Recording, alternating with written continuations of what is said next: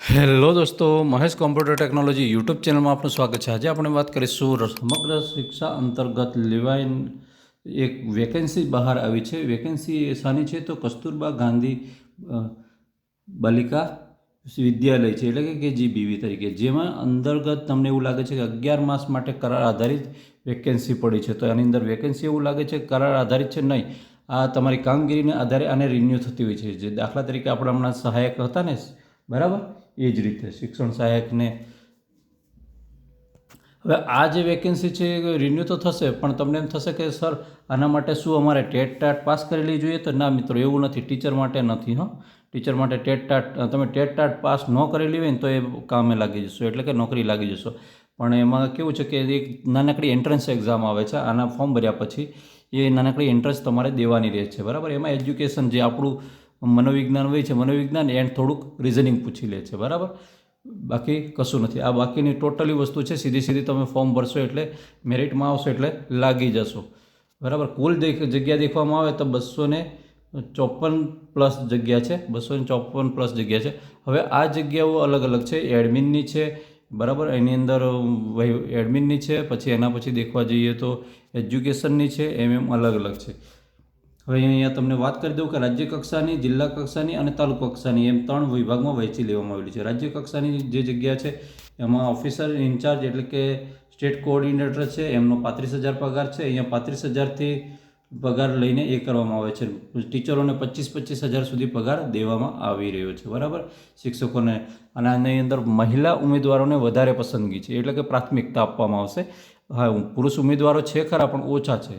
મહિલા ઉમેદવારો આની અંદર વધારે એની પસંદગી કરવામાં આવે છે KGBVની અંદર। હવે જે આ જે છે એની અંદર દેખવા જઈએ તો હું તમને લઈ જઈશ ટીચરોની જગ્યા પાસે। ટીચરોની જગ્યા પાસે લઈ જઈશ એટલે કે અહીંયાથી તમને 20 નંબરની જાહેરાત છે, એની અંદર વોર્ડન કમ હેડ ટીચર KGBV છે, એને ફક્ત મહિલા ઉમેદવારે અરજી કરવી, 25,000 પગાર મળશે અને 50 જેટલી વેકેન્સી છે, બરાબર।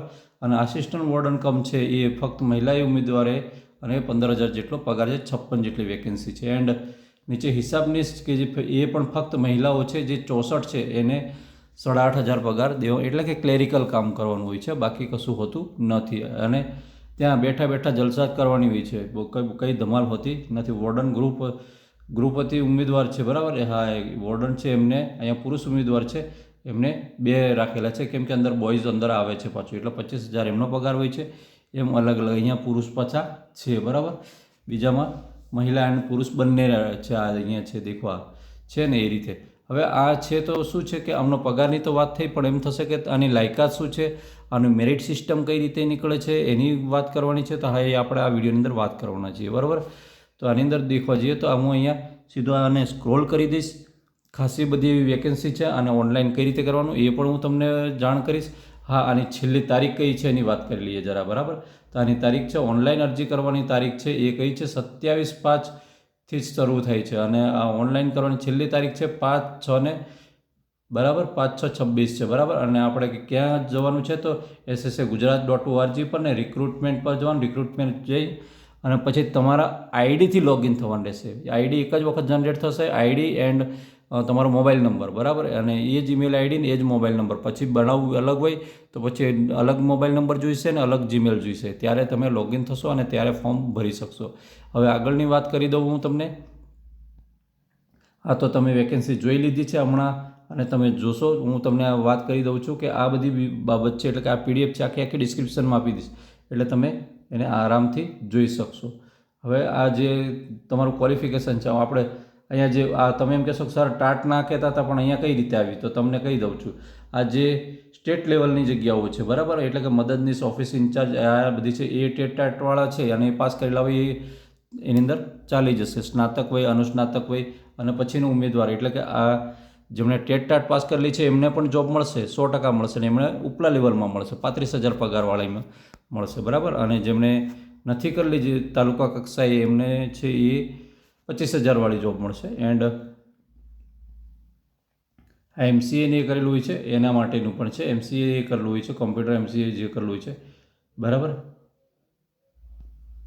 હવે અહીંયા તો આપણે સીધા 20-21 નંબરની આ જગ્યા પર પહોંચી જઈએ। તો 20-21 નંબરની અંદર તમે દેખી શકો છો, આ 20-21 નંબર બીઆર પ્રજ્ઞા છે એના માટે તો કોઈ પણ કશું નથી. દેખો આ કોઈ પણ વિષયમાં 50% સાથે પાસ થયેલું બીએડ હોય ને તો એ લાગી જશે પ્રજ્ઞાની અંદર, બરાબર. અને વોર્ડન કમ હેડ ટીચર છે અને KGBV છે એની અંદર દેખવા જઈએ તો આ કેટલી જગ્યા હતી? 50 જગ્યા હતી. અને આની અંદર એમનો સેલેરી આપણે મેં વાત કરી દીધી છે. આમાં પણ તમારે BAમાં 50 હોય, MA કરેલું હોય, MAનું મેરિટ ગણાશે ને એ પ્રમાણે એ થશે. એના અનુભવને એ અંદર ઉમેરાય છે. એના પછીનો અનુભવ એટલે કે બીએડ પછીનો અનુભવ. અને એના પછીની આ આસિસ્ટન્ટ ટીચરો છે. પેલો હેડ ટીચર છે એન્ડ આસિસ્ટન્ટ ટીચર છે. એમાં પણ ટેટ નથી જોઈતી મિત્રો, બરાબર. અને 3 વર્ષનો અનુભવ ધરાવતા હોય તો એ વેલિડ ગણાશે. ને સાદું હોય છે એમાં 1 વર્ષનો અનુભવ હોય તો સવેતનનો હોય છે તો એ વેલિડ હોય છે. હવે તમને આનું જે મેરિટ છે એ કઈ રીતે નીકળશે એની વાત કરી દઉં. તો હું જરા સ્ક્રોલ કરી દઉં છું ઉપર, હજુ ઉપર ભગાવીશ 21 નંબરની અંદર જતો રહીશ, 20-21માં, એટલે તમને આઈડિયા આવી જશે. હવે આમાં સ્નાતકની અંદર પરીક્ષામાં જે સ્નાતક પરીક્ષામાં મેળવેલા 50% ગુણ છે, અનુસ્નાતક કક્ષાએ મેળવેલ ગુણ છે એ છે, અને બીએડમાં મેળવેલા આટલા ટકા છે, 15% છે, અને જે અનુભવ માંગેલો છે, બરાબર, એના 1 ગુણ પ્રમાણે 10 વર્ષ સુધીના એ પ્રમાણે મૂકવાનું રહેશે. અને એના કુલ જનરેટ થશે 100 ગુણ, બરાબર. હવે આ 100 ગુણ તો ખરા છે, આ 100 ગુણ મેરિટ મળી જશે તો નો, એનું 50% લેખે મેરિટ જનરેટ થશે. પછી કઈ રીતનું છે? પછી 30-20 વાળું છે. હું સમજાવું છું કઈ રીતનું છે. અને સ્ક્રોલ કરી દઉં, થોડું આગળ ભગાડીશું.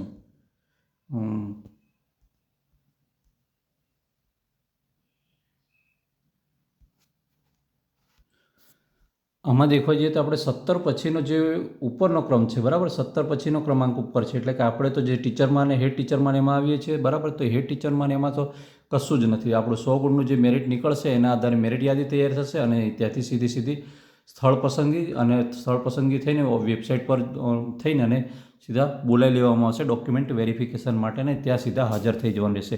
કશું મૌખિક જેવું પણ કશું નથી કે કશું જ નથી. સીધા આપણે ધોરણ 11માં એડમિશન લેતા હોય એવું લાગે ત્યાં એમ પહોંચી જ જવાનું સીધું, બરાબર. અને આપણી જોબ પાક્કી થઈ જશે.